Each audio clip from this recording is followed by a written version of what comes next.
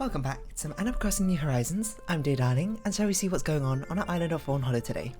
It's actually the second bit of recording because I was just recording. I've been recording for about 8 minutes and I realised my microphone wasn't turned on, so there was literally no commentary. So I exited out the game as fast as I could. I don't know if it actually saved anything, so hopefully we can start the day over again, but nothing really happened of note, but I don't know, we might just go straight into it. Okay, I'll fill you in what's happened. Vivian sent us a letter, and it says, "You know, Somersault, versatile items are the key to any wardrobe, so I've sent you this. It's heavy enough to keep you warm, but light enough you won't be too warm. It'll be useful and stylish throughout the year. Stay warm, Vivian." And it was... Have we opened it? Nope. We haven't given out any presents either, so I guess we've got to do that again. It's a peel-over cardigan, and I was like, peel-over? Is that like pullover? I don't know. And I probably shouldn't repeat exactly the same conversation I had. That's probably a little bit pointless. But I didn't play last night, so I didn't get any new fish or insects or anything like that. But I did water my flowers, because I did that as soon as the episode ended. That's quite alright. Whatever. I don't know. Maybe... I'm just trying to decide if I should edit in the lost footage. There's not really much point. I mean, it's not like I'm going to do anything particularly interesting over here. It's mainly about the commentary, isn't it? My random ramblings and these starts of these videos. You know what did happen was Isabel, she had a message. She said basically, welcome, it's Sunday. She had no new news, but it's the start of a new week. And you know what I said to that? I said, I can't believe Isabel's the type of dog, or yeah, type of dog to start the week on Sunday. I don't know why there's a big gap between that first line there, Flo, but sure. Where do you start week? I start weeks on Monday. I don't know. Maybe that's just my association with it, and school time and all that. Monday being the first day of school. Why do you start days on Sunday? Actually, I got a calendar right here from Disneyland Japan. We can see what they do in Japan. I don't know, this calendar starts on Mondays. It's got Saturdays in blue and Sundays in red.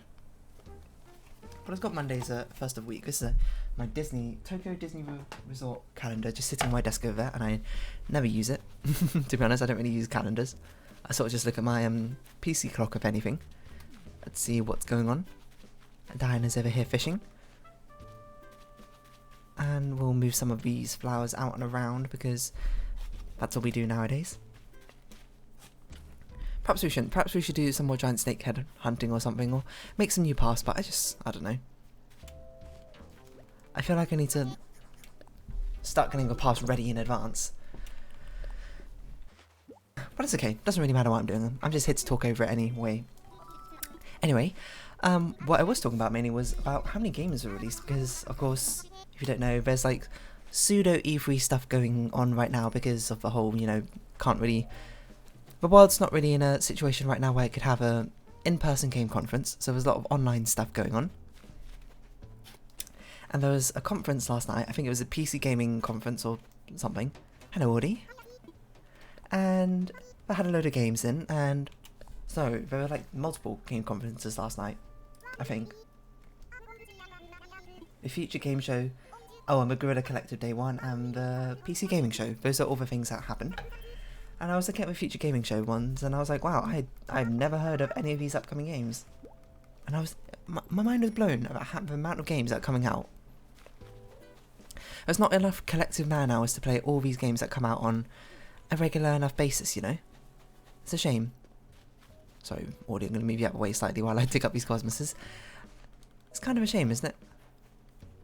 All these devs putting hundreds and hundreds of hours in, and some of them, they might never even see the light of day slightly. I mean, granted, there's probably at least one person playing your game, then, you know, that's kind of... I mean, that is worth it in the end, isn't it? Well, depending on your own perspective, I suppose. It means someone out there is enjoying it. I don't know. My perspective is, that's good enough for me. Although, probably not very economically viable, shall we say. I also realised there's a flaw with planting all our flowers like this, is there's no room for new tulips to grow. I can't believe I didn't realise it until literally just now. So let's make some space so we can actually get some new flowers in. To be honest, we could probably just get rid of some of these black and purple tulips. It's not like we need any more of them. We already got enough by Vivian's house to sustain future populations for years to come. Is that enough room? That might... We should probably get rid of these tulips. We don't want anyone accidentally watering these red tulips and producing more red tulips, which we don't particularly need, shall we say. Do we have any more orange? We don't have any more oranges. Orange tulips, that is, not oranges. Do we make space over here? We did not make space over here. Let's make some space over here then. Let's dig up this one. Move it over slightly. In fact, we'll just put it over here. Yeah, the reason I'm doing this is because we need a space, at least one valid space, empty space for new flowers to actually grow, and otherwise I heard they don't reproduce at all, so, you know. Anyway, I guess I'll continue looking down some of these games to see what I'm excited about. Oh, I was talking about mainly the PC gaming stuff. I actually recognise some of these titles, of course, because, I mean, these are very big ones. Excuse me. From existing series rather than being upcoming releases like Escape from Tarkov. I know about that. Very popular PC looter battle royale. To be honest, I don't really know what the gameplay's like. I've never actually seen gameplay of it. I just sort of know of its existence. I just had to double check I was actually recording because I had to minimise OBS. Got a little bit worried for a second there. Plant some lilies over here. Got no more purple no more black flowers, sorry. But we've got a few purple flowers. Got another tulip. I guess we'll plant over here. Vivian's studying over there. Oh, excuse me.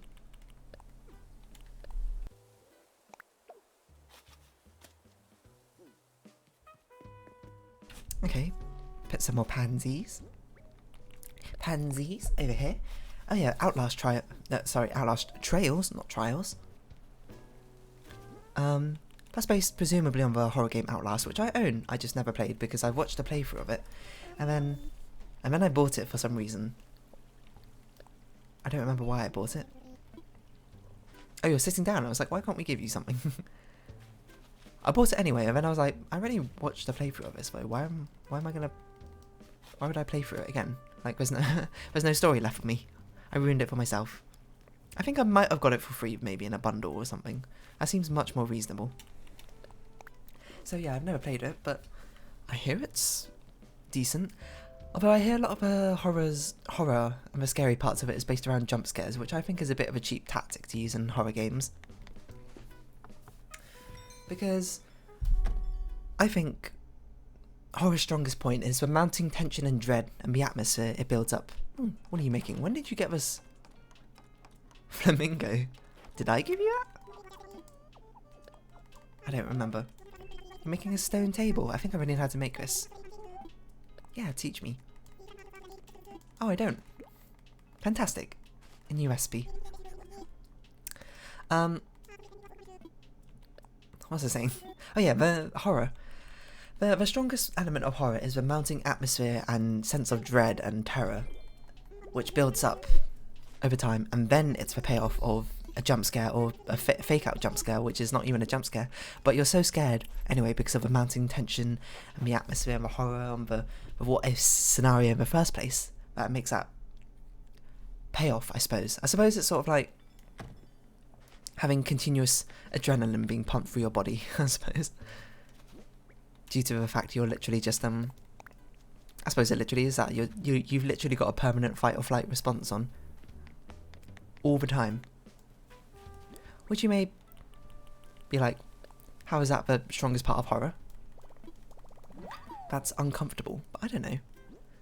I wouldn't say it's uncomfortable. I'd say it's thrilling in some aspects.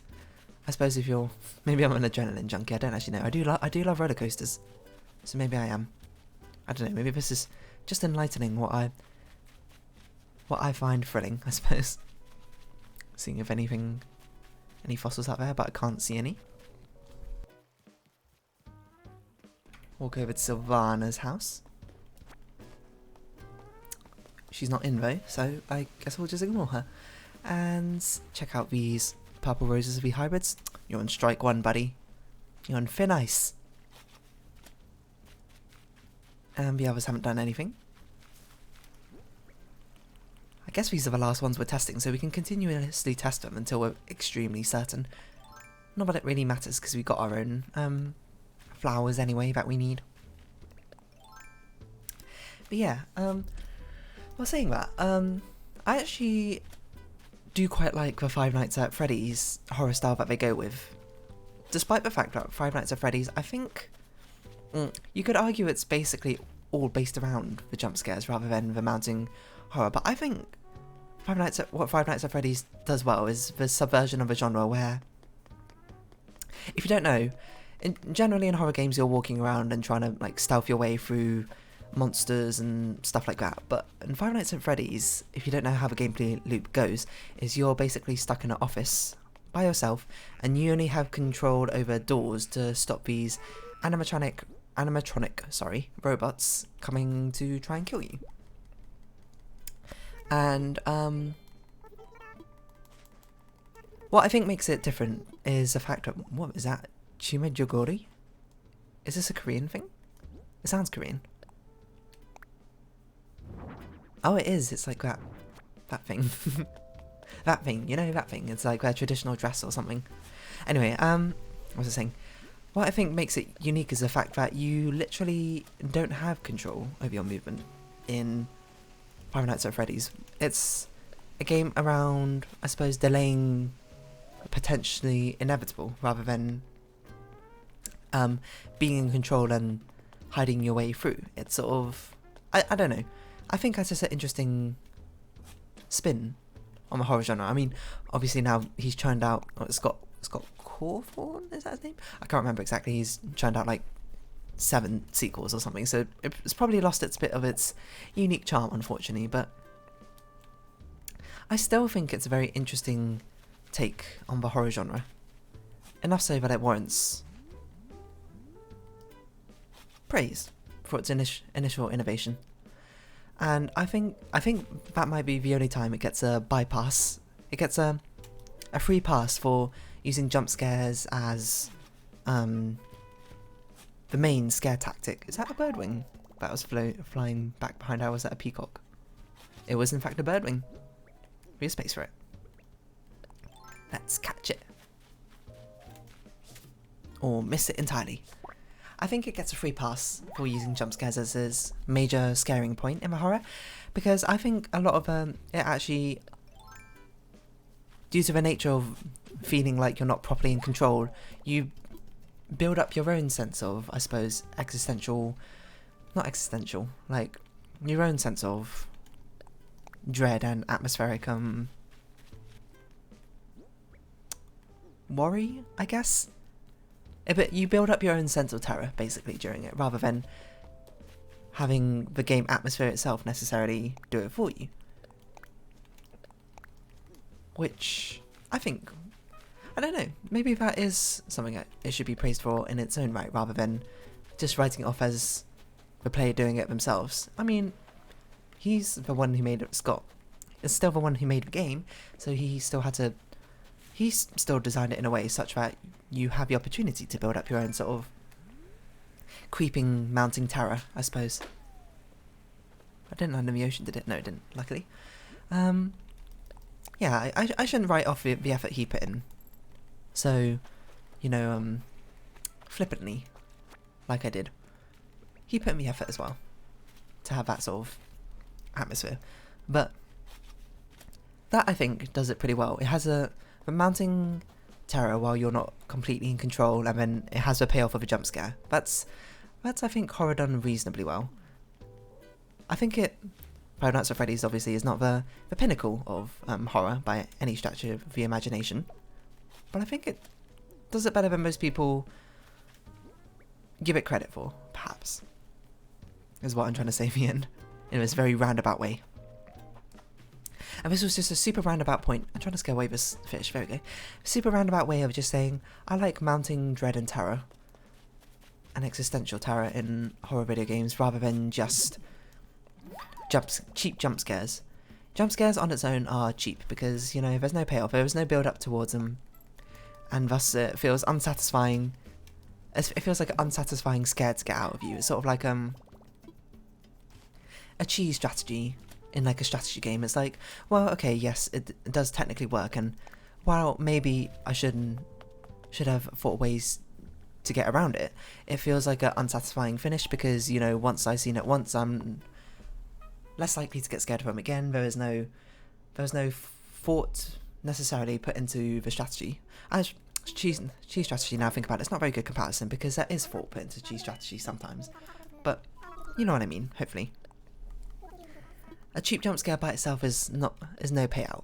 You know, there's nothing to build up towards it, so it feels undeserved and it feels more like a sucker punch rather than a being like, oh, you got me game, you made me, you know, turn around and check that no one was standing behind me, that sort of thing.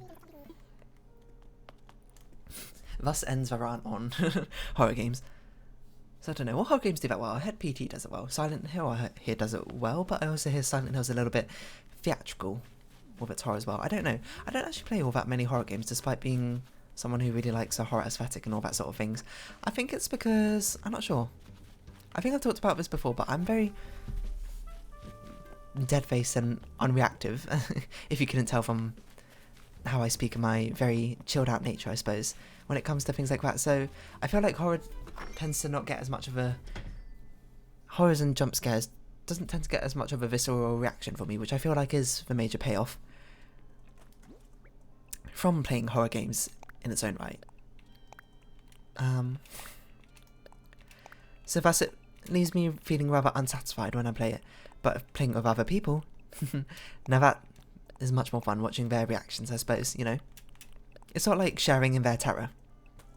If they feel super scared, by the factor of empathy is I feel more scared as well with them, you know.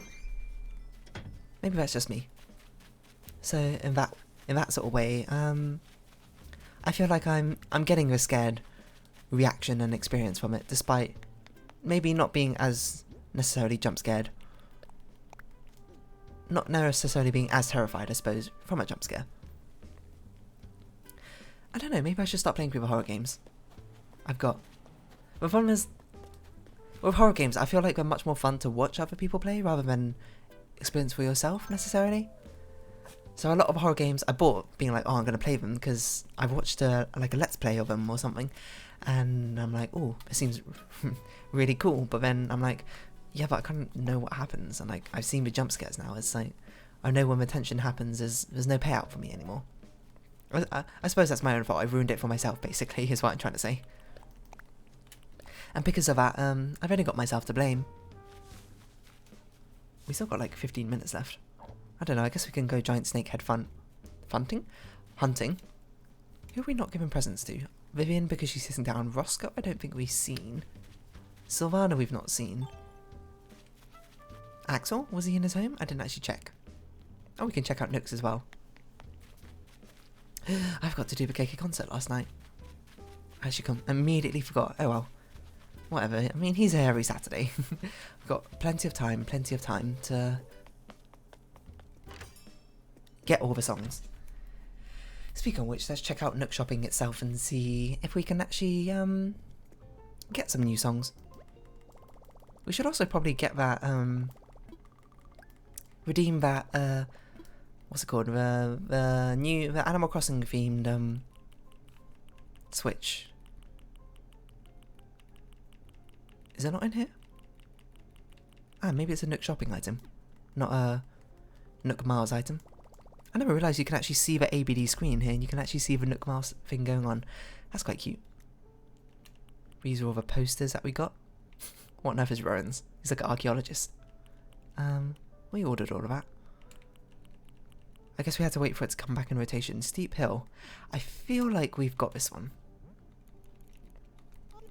But I'll search it just in case.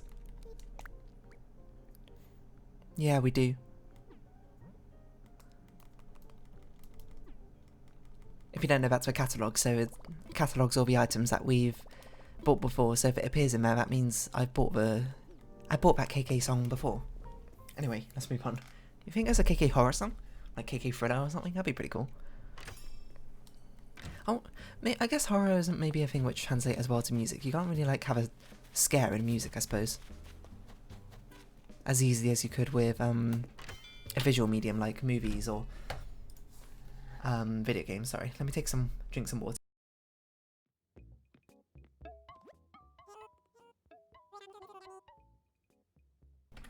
I realise I haven't even spoken about horror movies yet. Actually, to be fair, there's quite a lot of recent horror movies that are pretty good. I don't think we've got this before. So let's buy it. Yeah, like there's some really good horror movies or thriller-esque movies like Hereditary. That's one of my favourite horror movies.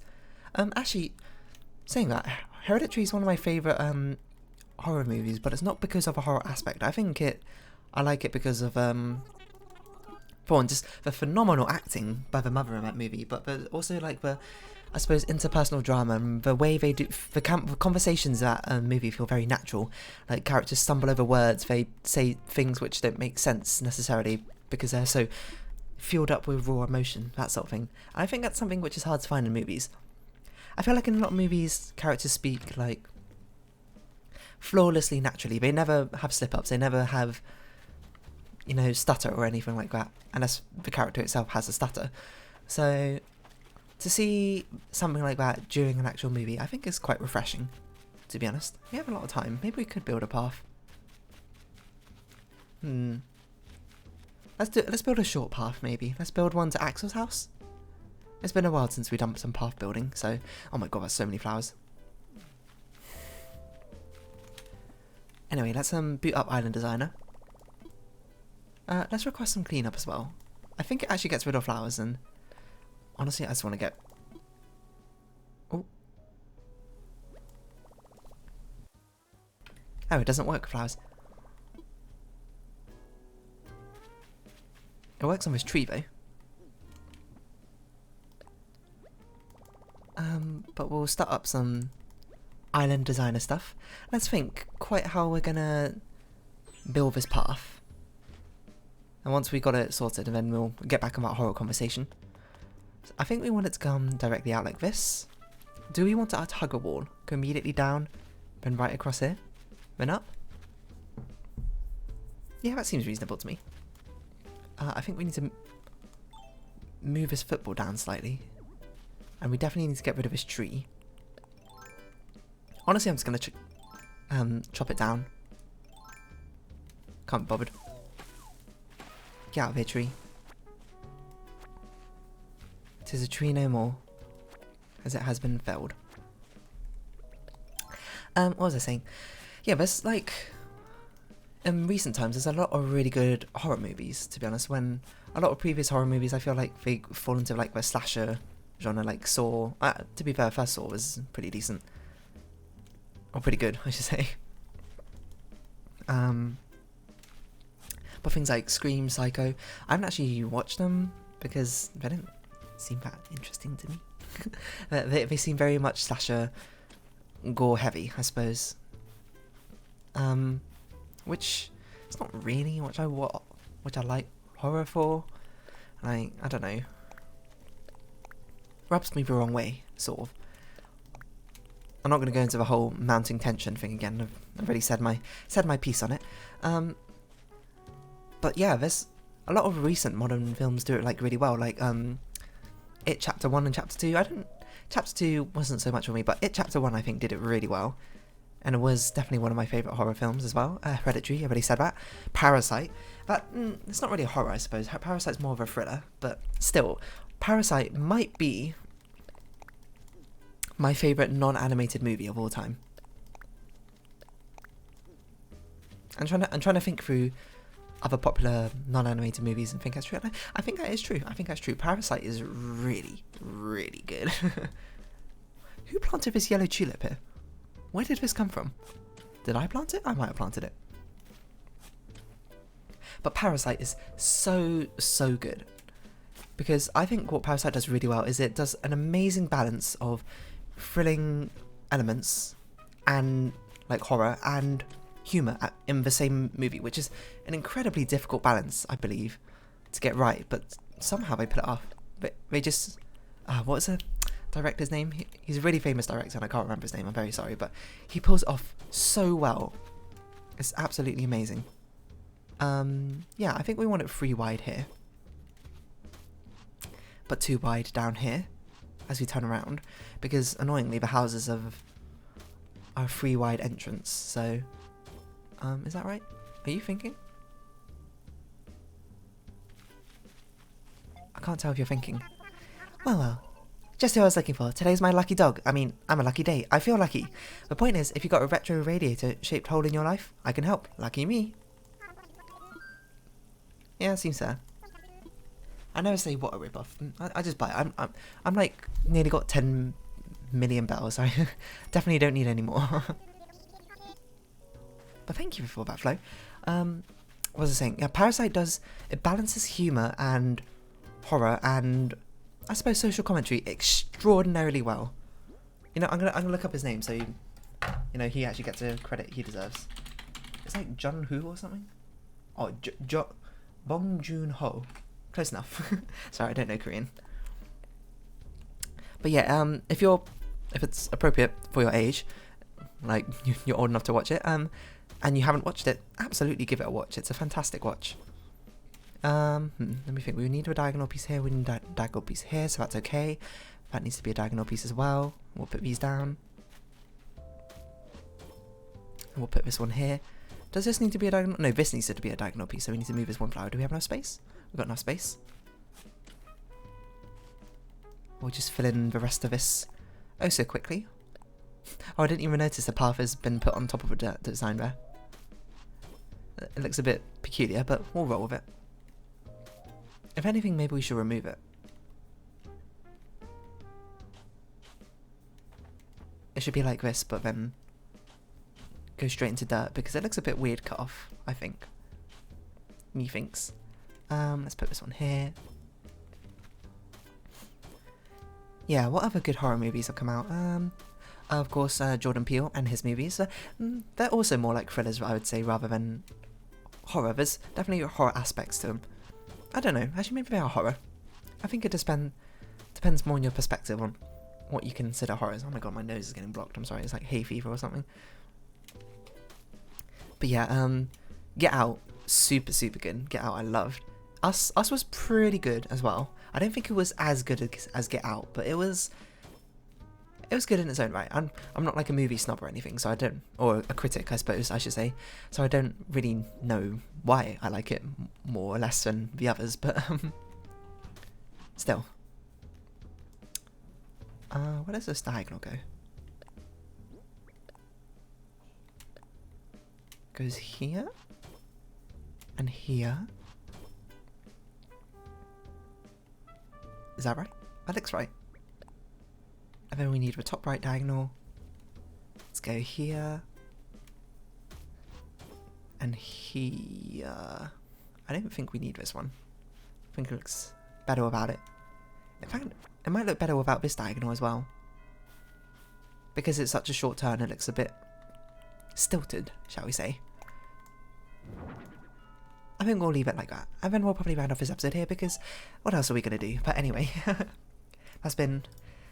this episode has been all about horror, I suppose. But anyway, if you have been watching, thank you very much. This has been Animal Crossing New Horizons, and I've been Dear Darling. I hope we can see each other again, but for now it's until next time. Watch out behind you. Bye bye for now.